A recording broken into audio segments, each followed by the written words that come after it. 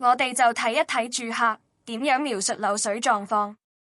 麻煩講一講個漏水狀況。漏水咧就係依家我哋係表面睇唔到邊個漏水嘅。係唔緊要，你兩個發生啲咩事？兩去水位啦，咁呢個去水同呢個去水啦。浴室嘅去水同埋呢個座係啊，廁所隔離嘅去水。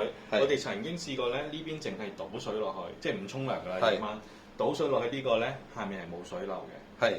咁啊，亦都試過咧，沖涼之後，第二朝咧就會話俾我哋聽有水啦，咁樣。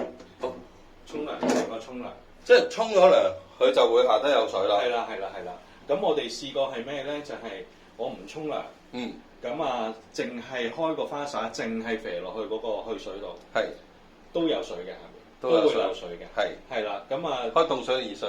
我冇記錯係凍水。係 OK。係啦，咁。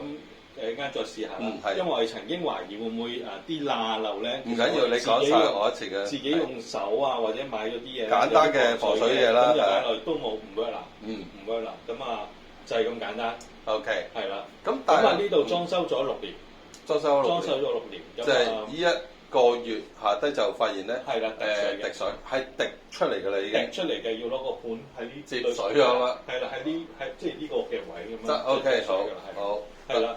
咁啊，陣間落去會睇到咧，佢上面應該呢個位咧有條喉嘅，咁嗰條喉係廢咗唔用㗎啦，我哋即係喺呢度落去嘅喉，好耐好，因為呢度幾十年㗎啦，有條喉咧會落去嘅，咁你會見到嗰條喉嗰度開始滴水啦，咁嗰條喉嗰條肺你係冇用㗎啦，其實我哋呢度已經拆咗上面嗰條喉㗎啦，所以其實係冇用嘅，大家知道係冇用嘅。即係大家都係拆走咁解啫，明白。OK，係啦。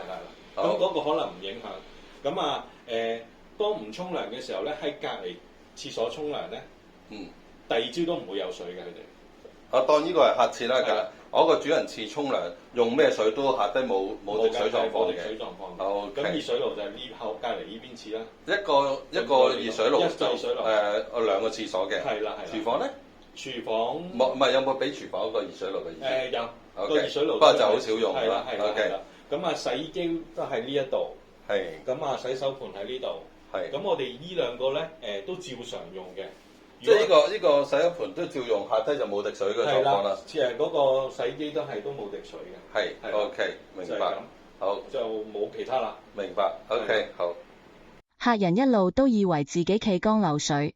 但係一影咗紅外線就發現原來係熱水管漏水，如果早啲揾到聲師傅就唔使咁頭痛。漏水其實一個好繁複嘅問題，如果胡亂去做工程睇唔到會解決到問題，所以如果要解決到漏水問題，首先應該揾漏水專業人士用唔同嘅儀器，確定好漏水問題先至定點做工程，如果唔係只會浪費時間及金錢。K21 漏水檢查預約WhatsApp 92185392。